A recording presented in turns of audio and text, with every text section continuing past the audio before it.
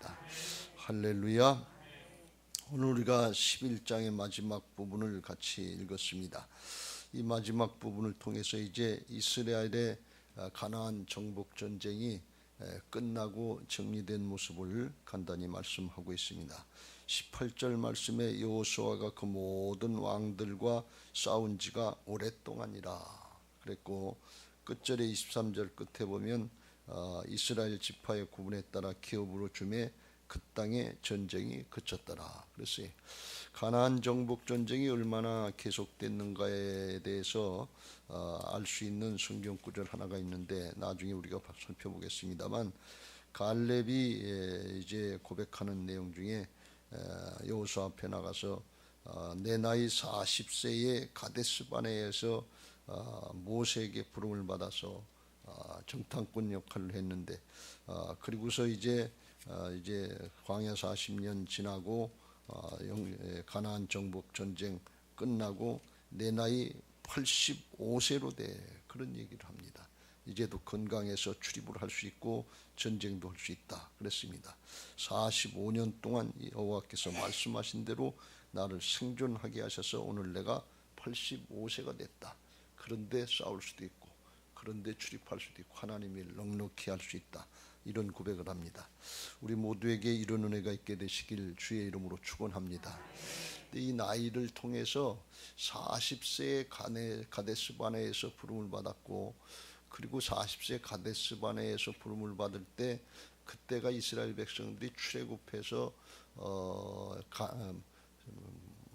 시내산에 이르는데 1년 걸렸고, 시내산에서 1년 동안 거주하면서 머무르면서 거기서 하나님의 법을 받고 진영을 정비하고 그러면서 시작했거든요. 그러니까 그 후에 광야 생활은 38년 정도 하고 가나안에 들어가서 정복 전쟁을 한 거예요. 근데 그때 나이가 85세가 됐다고 그랬으니까 정복 전쟁을 몇 년 했겠어요? 광야를 40년 했다 그러면 정복 전쟁을 한 5년 동안 한 것이고, 38년 동안 이제 그 후에 가데스바네 이후에서 했기 때문에 5년 내지 7년 정도 정복 전쟁을 했다 하는 그런 계산이 나와요. 그래서 어떤 분들은 책에 보면 7년 동안 했다 이렇게 얘기하는 사람도 있고, 광야 40년이라고 생각해 가지고서 5년 동안 했다 이렇게 생각하는 사람도 있는데, 5년 내지 7년, 한 7년 정도 전쟁을 했으니까 이게 쉬운 일은 아니지요.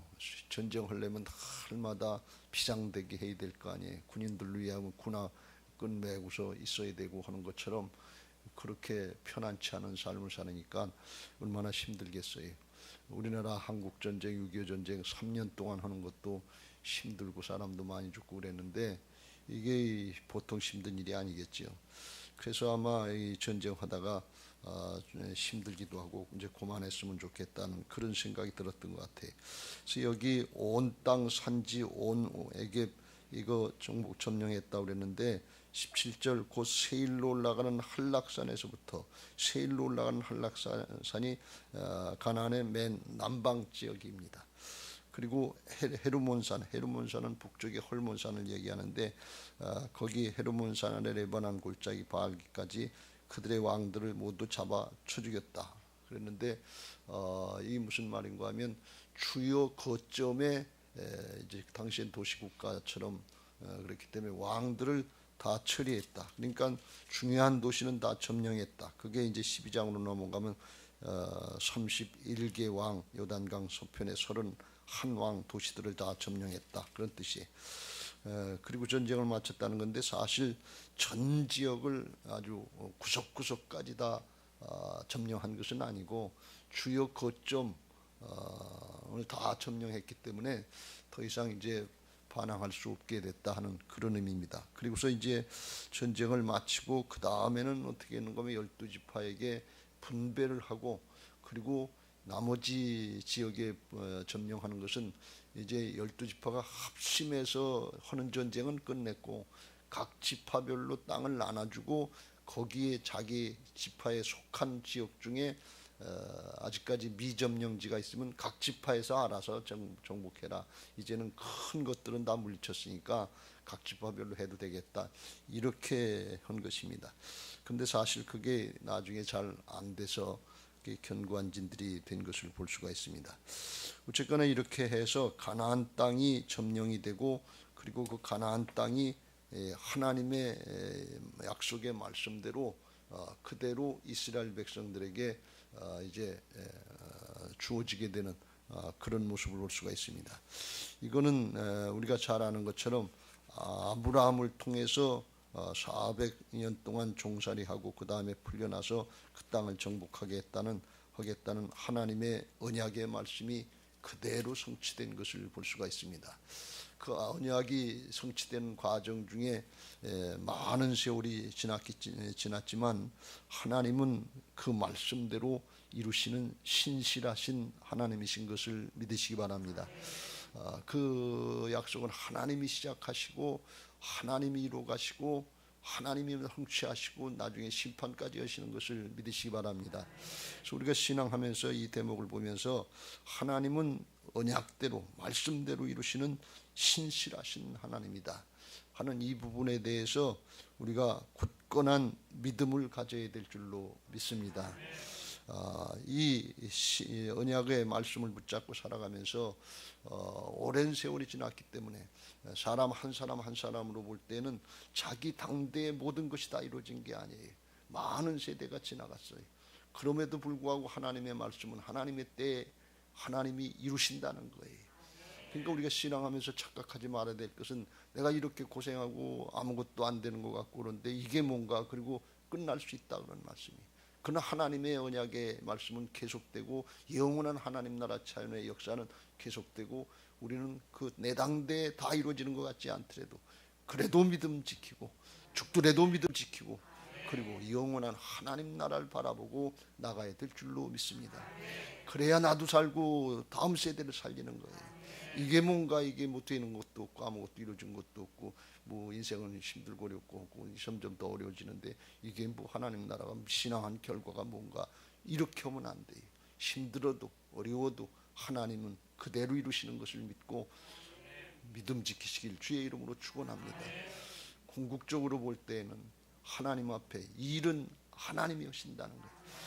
이번에 이 출애굽하고 가나안 정복 전쟁을 통해서 더 분명하게 제가 느끼고 깨달은 것 중에 더 확신을 하게 되는 것은 뭔가 하면 하나님의 일은 하나님이 하신다는 거예요. 그 말씀대로 하신다는 거예요.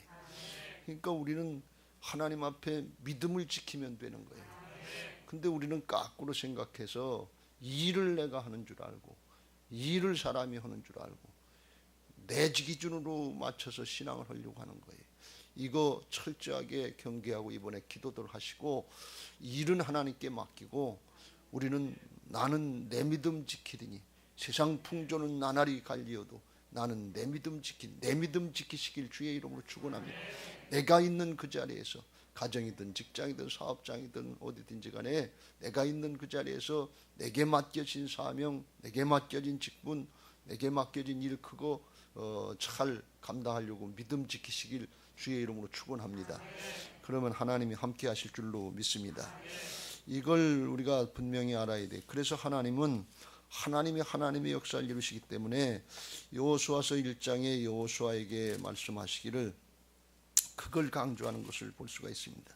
여호수아가 모세가 죽으니까 위대한 하나님의 종 모세가 인도를 했어도 이스라엘 백성들이 말 안 듣고 그렇게 뻣뻣하고 그러다 광야에서 죽어가는데 그 시종 노릇했던 내 말을 듣겠는가 하는 그런 두려움이 있었고 그들이 여호수아도 정탐을 하러 가나안 땅에 들어가 본 것처럼 거기 견고한 성들이 있고 안악자손들 같은 기골이 장대한 사람들인데 어떻게 가서 그걸 이기겠는가.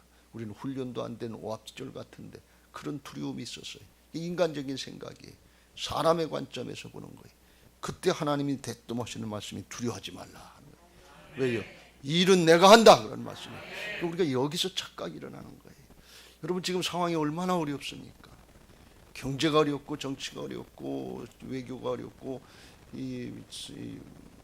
얼마나 어렵습니까? 모든 게 남북관계 어렵고 굉장히 어렵고 그런데 교회는 쉽습니까? 여러분 가정은 쉬운 것 같습니까?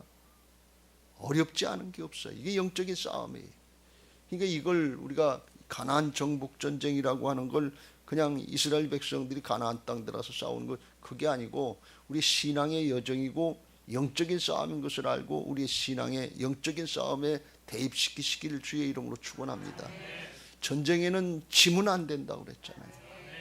지면 죄악의 세력의 영적인 전쟁이라는 건 궁극적으로 사단과의 싸움이기 때문에, 죄악의 세력과의 싸움이기 때문에 하나님하고 사단하고 싸우는 건데, 하나님하고 사단의 싸움은 이거 싸움 자체가 안 되는 거예요. 게임이 안 되는 거예요. 이미 다 이겨놓으신 싸움인 것을 믿으시 바랍니다. 하나님은 내가 할 거니까 너는 두려워하지 말라는 거예요. 이걸 분명히 해야 될 줄로 믿습니다. 이 분명한 사람이, 그 사람이 믿음으로 하나님의 역사를 감당하는 거예요. 여러분 잘 생각해 보세요. 여호수아하고 갈렙이 어떻게 담대할 수 있겠냐 말이에요. 가서 자기들도 봤어요. 12명 중에 10명이 거기 가면 죽는다 하는 게, 이 객관적인 평가예요. 괜히 그 이스라엘 백성들이 동요가 되고 부안에 동한 게 아니에요. 사실이 그렇단 말이죠. 그러니까 육신으로 보고 인간적으로 보고 현상적으로 볼 때는 그건 이길 수 없는 싸움이, 가면 죽게 돼 있는 거예요. 그러니까 밤새도록 울고 난리가 나고 안 들어가겠다고 광야에서 죽은 거예요. 근데 여호수아와 갈렙은 아니다, 하나님이 마련하신 밥상이다, 들어가자, 가서 먹자. 어떻게 그런 얘기를 할 수 있겠냐. 제정신 아닌 것처럼 생각했을 거예요, 다른 사람들 생각할 때. 근데 왜 그러냐? 하나님이 하시는 전쟁인 거, 이걸 믿은 거예요. 하나님이 준비해 놓으셨다, 하나님이 하실 거다, 하나님이 우리와 함께 하신다, 가서 싸우자 말이죠. 이게 분명하게 정리가 될 때 우리가 신앙을 할 수 있고, 또 어렵고 힘들 때 사명과 사역을 감당하게 될 줄로 믿습니다. 이번에 이거 잘 정리하시길 주의 이름으로 축원합니다. 주님의 말씀은 언제든 두려워하지 말라, 내가 너와 함께한다. 이게 분명해야 돼. 이 일은 하나님이 하시는 거예요. 우리는 순종만 하면 되는 거예요. 그러면 우리는 뭐냐? 우리는 순종만 하면 그 순종의 과정을 통해서 하나님이 가장 큰 축복을 주시는데, 인간적으로 육신적으로 판단해서 안 되게 돼 있고 못하게 돼 있는 게 이게 육신의 현상이에요, 현실이에요. 그런데 그거 안 된다고 못 된다고 하는 육신의 차원을 하나님의 차원의 영적인 사람으로 사람을 바꿔주시는 역사를 순종을 통해서 이루신다 그런 말씀입니다. 영원한 하나님 앞에 나갈 때 주님 모습을 닮아서 주님의 모습에 가깝게 된 그 모습 가지고서 주님과 함께 살아야 되는데, 영생을 누려야 되는데, 육신적으로 인간적으로 세상적으로만 살다가 어떻게 주님 앞에 갈 수 있겠냐면, 성경에서는 그걸 바람난 신부다 이렇게 얘기해요. 세상을 사랑하고 세상을 짝하고 세상을 좋아하다 어떻게 주님 앞에 가서 주님을 만나서 영원 살겠냐면, 그러니까 주님 앞에 양심이 직구해서 그때 갈 수가 없는 거예요.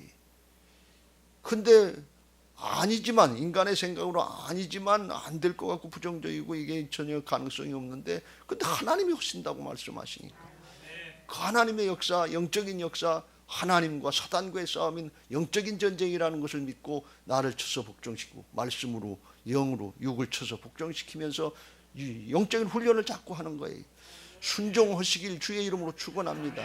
순종해야 그래 사람이 바뀌는 거예요. 그래 심령이 바뀌는 거예요.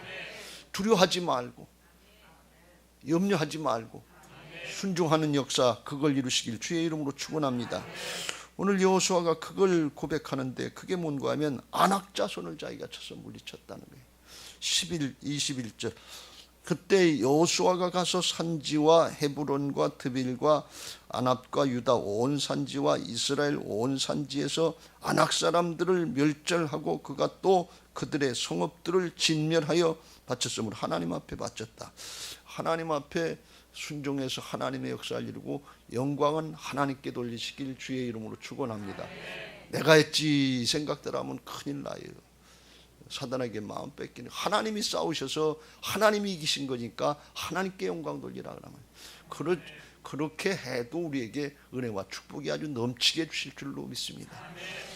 그리고 남은 아낙 자손이 있었는데, 그거는 이스라엘 땅에는 아낙 자손이 안 났고 가사와 가드, 아스돗, 이게 블레셋 땅인데 거기에만 남았다고 그래서 나중에 이제 가드에 남았던 아낙 자손 중에 거인 중에 하나가 다윗 왕 때 골리앗이에요. 근데 사실 여기도 정복 지역인데, 여긴 이때 당시에 여기 다 못한 지역으로 남았던 부분 중에 하나인데, 이와 같이 여호수아가 가데스 바네아에서 이스라엘 백성들이 정탐꾼 와서 두 가지가 크게 부정적인 요소였잖아요. 귀골이 장대한 사람들이 있다. 성읍이 견고하다. 안 될 것 같은데 여호수아가 쳤다 그러는, 어떻게 이겼는지 어떻게 싸웠는지는 자세히 기록을 안 해서 잘 모릅니다만, 이 여호수아가 한 것이 아니라 하나님이 함께 하셨다는 거예요. 왜? 하나님이 맡겨주신 것이니까, 넘겨준 거니까. 그건 어떻게 하느냐? 순종해보면 그때 나타나는 것을 믿으시기 바랍니다. 어떻게 할까 우리가 고민이 많은데 순종의 발걸음을 내디시길 주의 이름으로 축원합니다.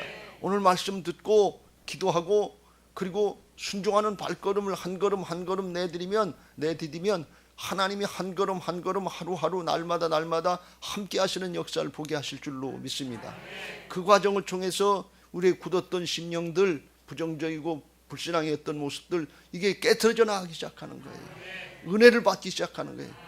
그러니까 우리는 하나님 앞에 뭐가 중요한 건, 일 이루어주는 건 그건 하나님이 하시는 거니까 하나님께 영광 돌리고, 교회 건축하는 거 하나님이 하시는 거니까 하나님께 영광 돌리고, 우리는 뭔가 하면 그 과정을 통해서 믿음의 사람이 되는 거예요. 하나님의 사람이 되는 거예요. 영의 사람이 되는 거예요. 하늘에 속한 사람들이 돼야 된다고. 땅에 속한 사람으로 신앙하다 땅의 것으로 끝나려고 그러면 이게 뭐 잠시 잠깐 있다 끝나는 거 아니에요. 이 수천 년 동안 역사를 그걸 얘기, 땅에서 여기 보면 22장에 가면 나오는데 그 많은 왕들, 내가 주인 노릇하고 세상의 거 좋다고 그러고 우상숭배하고 음란했던 왕들, 그 가나안 지역이 많은 왕들, 그거 다 정복당했어요. 왕이면 뭐라고, 임금이면 뭐라고, 권력자면 뭘 할 거냐. 한순간 조금 그러다가 망하고 끝나고 멸망으로 가는 거 아니냐. 영적으로 우리가 하나님 나라 차원으로 영원한 생명으로 열려지게 되시길 주의 이름으로 축원합니다. 생명이 없으면 부귀영화 권세가 다 주어진다고 해도 뭐가 복이 됩니까? 병원에 갔는데 컨디션이 안 좋아서 갔는데 췌장암입니다. 3개월입니다. 사형 선고를 받으면 돈이 힘이 됩니까? 명예가 힘이 됩니까? 권력이 힘이 됩니까? 자식이 힘이 됩니까? 아내가 힘이 됩니까? 남편이 힘이 됩니까? 아무것도 힘이 되는 게 없어요. 생명이 없으면 아무것도 아니에요. 이런 어려움 저런 어려움은 많이 있지만 생명의 어려움, 생과 사의 어려움, 이게 끝이에요. 그런데 예수님이 죽고 사셔서 우리에게 영생을 주셨잖아요. 생명이 있잖아요. 영생이 있잖아요. 이게 모든 걸 가진 자인 것을 믿으시기 바랍니다. 여러분, 이게 열려지게 되시길 주의 이름으로 축원합니다. 가장 좋은 거, 영생은 중요한 거, 영생을 주셨는데 우리는 하나님 앞에 자고, 하나님 그 영생 말고 돈이요, 영생 말고 명예요, 영생 말고 권력이요, 영생 말고 또 뭐요. 그리고 평생 조금 더 다가 기부로 탔다와 출애굽 1세들이 불만족과 불신앙 가운데 그렇게 죽어간단 말이죠. 이게 영이 열려지게 되시길 주의 이름으로 축원합니다. 그래야 주님과 함께 동행할 수 있고 기뻐서 즐거워서 감사해서 신앙하고 주신 사명 감당하게 하죠. 되실 줄로 믿습니다. 내가 하는 게 아니잖아요.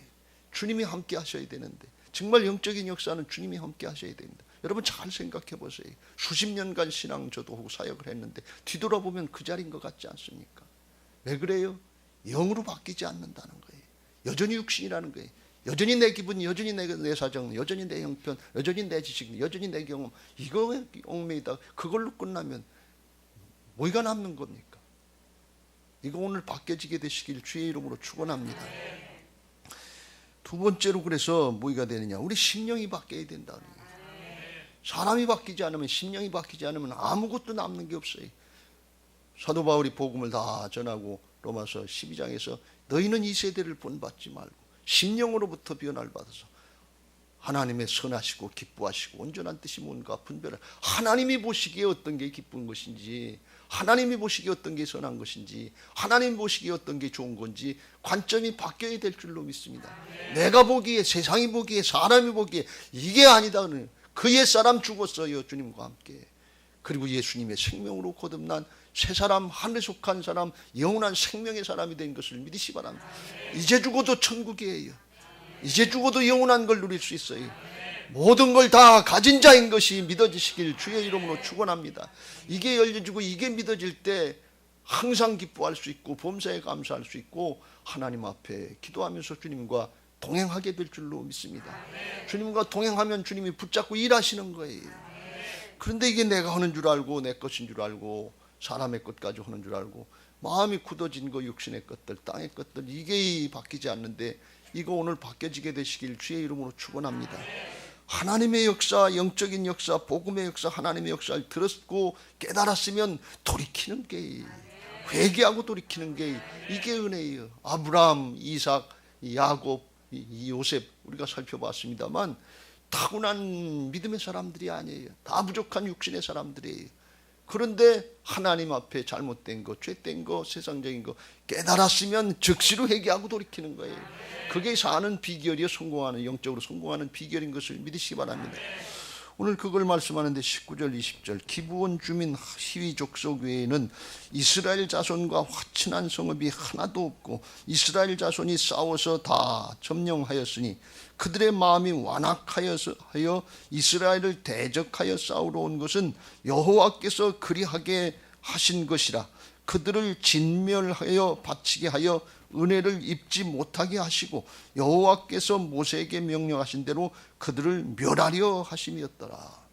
여러분, 마음을 굳게 하지 마세요. 이건 좋은 면으로 굳게 한다는 게 아니라 내 고집 그냥 내뻗는 거, 기분 나쁘면 우리가 내뻗는 거 있잖아요. 몰라서가 아니야. 알아도 그냥 내 기분, 내 감정, 내 성질대로 내뻗는 거 있잖아요. 이거 하지 마시길 주의 이름으로 축원합니다. 특별히 영적으로 내 사정이 그러니까 그렇지, 내 형편이 그러니까 그렇지, 내가 잘못했나 상대방이 잘못했지, 선악법으로 판단하는 거 아닙니까? 이게 다 선악과 따먹은 죄성인데, 나중심인데 이거 가지고 내뻗지 마세요.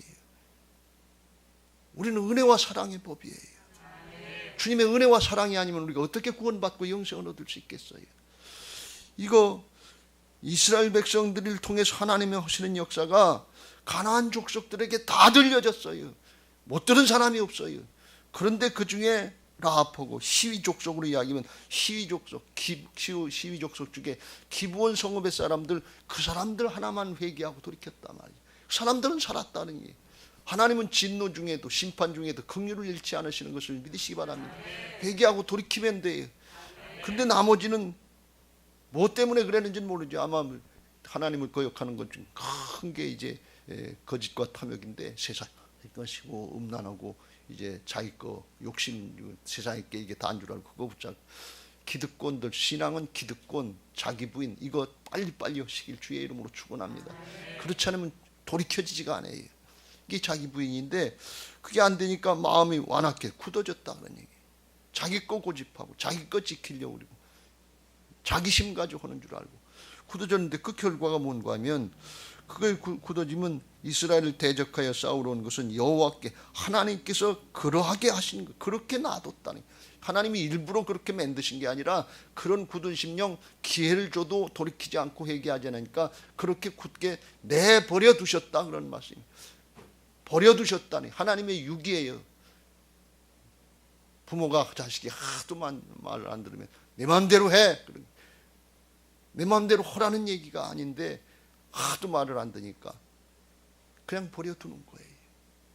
그럼 어떻게 해요? 굳은 상태로 그냥 있는 거죠. 그럼 어떻게 되느냐? 그러하게 하신 것이야. 그들을 진멸하여 바치게 하여 은혜를 입지 못하게 하시고, 돌이켜야 은혜를 받는데 은혜를 입지 못하게 하시고, 여호와께서 모세에게 명령하신 대로 그들을 멸하려 하심이었더라. 멸하는 길로 가는 그걸 고집하고 있다면, 여러분, 설교 중에 말씀이 들려지면 회개하세요. 저는 목회하면서 이런 모습을 너무 많이 봤어요. 저도 그런 사람 중에 하나예요. 저도 집사람이 얘기할 때 고집 피우고 성질내고 내 기분대로 내 감정대로, 혹은 세월 많이 지나고 보면 아예 그때 돌이킬걸, 그때 말 들을걸. 다른 사람보다 집사람이 제게 뼈 아픈 얘기를 많이, 당신이 그렇게 하기 때문에 교인들도 그렇게 한다, 교인의 가정에서도 그런 일이 일어나지 않냐. 내가 언제 그랬냐 그러고 못되고 말을 안 듣지만 지나고 보면 내 죄입니다. 한탄할 때가 많이 있습니다. 마음 굳게 하지 마세요. 하나님 앞에는 돌이키고 부드러운 심령, 옥토와 같은 심령 되시길 주의 이름으로 축원합니다. 하나님의 마음으로 말씀을 받아들이시길 주의 이름으로 축원합니다. 아들을 내주신 하나님이 사랑하시고 영생을 주시고 다 주시려고 하는데 뭐 때문에 못 받아들입니까? 세상 신에게 속아서 세상의 것, 지나갈 것, 썩어질 것, 없어질 것, 잠시 잠깐의 것, 이게 나를 지키는 건 줄 알고, 이게 기득권인 줄 알고, 그거 양보하면 더 큰 게 주어지는데, 어린아이 손에 들은 10원짜리 동전 그거 내려놓으면 10,000원짜리 준다고 그래도 10,000원짜리는 모르는 거예요. 영원한 걸 모르는 거예요. 죽어봐야 알지, 가봐야 알지. 그리고 못 믿는 거예요. 뭘로 믿어요? 부활로 믿어야지요. 말씀으로 믿어야지요. 신실하신 하나님의 언약으로 믿어야지요. 내 기분 감정, 내 사정, 내 형편으로 믿는 게 아니에요. 그럼 속아요. 굳어질 수밖에 없어요. 말씀으로 권면할 때 그때 네하고 아멘하고 돌이키시길 주의 이름으로 축원합니다. 그게 복이에요. 하나님 앞에 그냥 내버려 두면 여기서 모든 죄악이 다 나오는 거예요. 하나님을 마음에, 말씀을 마음에 두기를 싫어한다 그랬어요. 로마서 1장 28절 또한 그들이 마음에 하나님 두기를 싫어하며 하나님께서 그들을 그 상실한 마음대로 내버려 둔다는 거예요. 내 마음대로 해. 합당치 못한 일을 하게 하셨으니 곧 모든 불의, 추악, 탐욕, 악의가 가득한 자요, 시기, 살인, 분쟁, 사기, 악독이 가득한 자요, 수군수군하는 자요, 비방하는 자요, 하나님께 미워하는 자요, 능욕하는 자요, 교만한 자요, 자랑하는 자요, 악을 도모하는 자요, 부모를 거역하는 자요, 우매한 자요, 배약한 자요, 무정한 자요, 무자비한 자라. 뭐 그 외에도 더 많겠지만 그들이 이 같은 일을 행하는 자는 사형의 멸망에 해당한다고 하나님께서 정하심을 알고도 자기들만 행할 뿐 아니라 또한 그런 일을 행하는 자들을 옳다 하느니라. 유유상종이라고 선악법을 적용해 되면 내가 옳은 것 같아요. 그게 효과적인 것 같아요. 그게 바로 하는 것 같아요. 근데 선악법 아니에요. 은혜와 사랑의 법인 것을 믿으시 바랍니다. 선악법을 들이대면 우리가 하나님 앞에 살아남을 자가 누가 있겠어요? 구원받을 자가 누가 있겠어요? 날마다 우리가 내 마음대로 하고 하나님을 거역하는 불신앙의 죄, 반역죄를 짓고 사는 사람들 아닙니까? 그런데 어떻게 우리가 선악법을 적용할 수 있겠어요? 은혜와 사랑의 법이에요. 다윗이 그걸 깨달았다고 그랬잖아요. 음란을 행하고 살인죄를 행하고서 나를 이렇게 용서하시고 용납하신 하나님 앞에 어떻게 내가 압살롬을 정죄할 수 있냐? 내 아들 압살롬, 내 아들 압살롬, 압살롬 내 아들아, 내가 너를 대신하여 죽었다라면 좋을 뻔할 걸. 은혜와 사랑의 법으로 바뀐 걸 볼 수가 있어요. 우리가 이런 은혜가 있어야 될 줄로 믿습니다. 부드러운 마음으로 바뀌어지게 되시길 주의 이름으로 축원합니다. 말씀 앞에 아멘으로 용납되시고 그걸로 끝나는 것이 아니라 순종의 발걸음을 내딜 수 있게 되시길 주의 이름으로 축원합니다. 이거 사람으로서는 안 돼요. 성령으로 하나님으로서만 되는 것을 믿으시기 바랍니다. 성령이 우리 안에 들으시면 새 마음을 주시고 굳은 마음을 부드럽게 하여 주셔서 하나님의 율례를 지키게 하신다고 에스겔서 36장 26절 27절에서 누누이 강조하고 있습니다. 그게 주님이 내 안에 오셔서 주인 되시는 뜻인 것을 믿으시기 바랍니다. 부활신앙 왜 해야 되느냐? 하나님이 다 하셔요. 우리는 쓰임 받는 거예요. 주님의 주권을 인정하고 자기를 부인하고 순종하면 굳은 마음 깨트리고 내 말이 불 같지 아니하냐, 내 말이 반석을 깨트리는 방망이 같지 아니하냐. 깨져야 돼요. 말씀 앞에 안 깨지면 어디서 깨질 때가 있어요? 내 자존심, 내 형편, 내 주장, 내 고집, 내 경험 어디서 깨지겠어요? 말씀 앞에 안 깨지는데 사람의 말 앞에 깨지겠어요? 그런 일 없어요. 사단이 그렇게 하지 않아요. 하나님의 말씀이라야, 성령의 역사라야 거기 앞에 녹아지고 깨지는 것을 믿으시기 바랍니다. 그러려면 주여 나를 불쌍히 여겨주옵소서. 나는 죄입니다. 내가 주인 노릇했습니다. 내가 하나님 노릇했습니다. 나의 주님이시여 나의 하나님이십니다. 도마와 같은 이 고백이 있어야 될 줄로 믿습니다. 넌 날 본고로 믿느냐? 보지 못하고 믿는 자들은 복되도다. 부활로 다 이루어진 언약의 말씀을 믿고 하나님 나라의 역사를 믿고 오늘 마음을 부드럽게 하시고 하나님 앞에 회복돼서 하나님이 남은 기간 동안 우리 인생의 남은 기간 일생 한 번 살잖아요. 얼마 남지 않았잖아요. 남은 기간 동안에 하나님이 우리를 통해서 이루시려고 하는 하나님의 역사, 우리 교회 비전의 역사에 모두가 동참하시고 하나가 돼서 함께 나가는 복된 은혜가 있게 되시길 예수님의 이름으로 축원합니다. 이제 받은 말씀 기억하시고 심령이 가난한 자